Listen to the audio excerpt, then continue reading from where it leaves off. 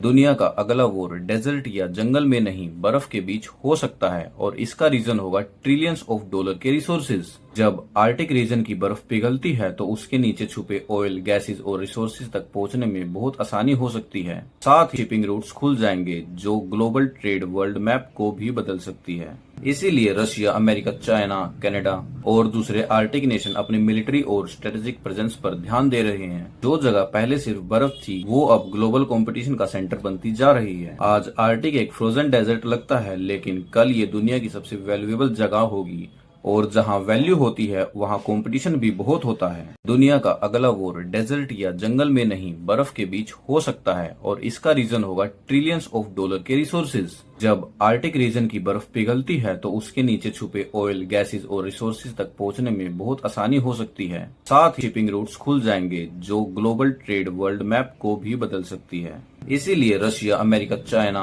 Canada और दूसरे Arctic nation अपनी मिलिट्री और स्ट्रेटेजिक प्रेजेंस पर ध्यान दे रहे हैं। जो जगह पहले सिर्फ बर्फ थी वो अब ग्लोबल कंपटीशन का सेंटर बनती जा रही है। आज आर्टिक एक फ्रोजन डेजर्ट लगता है, लेकिन कल ये दुनिया की सबसे वैल्यूएबल जगह होगी और जहां वैल्यू होती है वहां कंपटीशन भी बहुत होता है। दुनिया का अगला वॉर डेजर्ट या जंगल में नहीं बर्फ के बीच हो सकता है और इसका रीजन होगा ट्रिलियंस ऑफ डॉलर के रिसोर्सेज। जब आर्टिक रीजन की बर्फ पिघलती है तो उसके नीचे छुपे ऑयल, गैसेस और रिसोर्सेज तक पहुंचने में बहुत आसानी हो सकती है। साथ ही शिपिंग रूट्स खुल जाएंगे जो ग्लोबल ट्रेड वर्ल्ड मैप को भी बदल सकती है। इसीलिए रशिया, अमेरिका, चाइना, कनाडा और दूसरे आर्टिक नेशन अपनी मिलिट्री और स्ट्रेटेजिक प्रेजेंस पर ध्यान दे रहे हैं। जो जगह पहले सिर्फ बर्फ थी वो अब ग्लोबल कंपटीशन का सेंटर बनती जा रही है। आज आर्टिक एक फ्रोजन डेजर्ट लगता है, लेकिन कल ये दुनिया की सबसे वैल्यूएबल जगह होगी और जहां वैल्यू होती है वहां कंपटीशन भी बहुत होता है।